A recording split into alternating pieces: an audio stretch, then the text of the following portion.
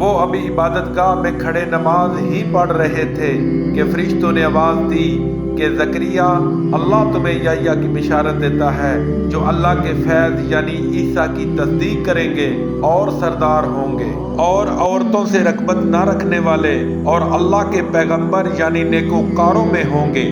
زکریا نے کہا، اے پروردگار، میرے ہاں لڑکا کیوں کر پیدا ہوگا کہ میں تو بوڑھا ہو گیا ہوں اور میری بیوی بانجھ ہے۔ اللہ نے فرمایا، اسی طرح اللہ جو چاہتا ہے کرتا ہے۔ زکریا نے کہا کہ پروردگار، میرے لیے کوئی نشانی مقرر فرما۔ اللہ نے فرمایا، نشانی یہ ہے کہ تم لوگوں سے 3 دن اشارے کے سوا بات نہ کر سکو گے، تو ان دنوں میں اپنے پروردگار کی کثرت سے یاد اور صبح و شام اس کی تسبیح کرنا۔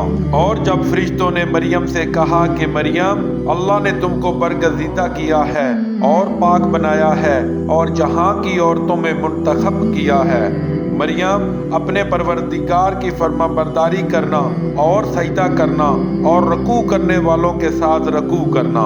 اے محمد صلی اللہ علیہ وسلم، یہ باتیں اخبار غیب میں سے ہیں جو ہم تمہارے پاس بھیجتے ہیں۔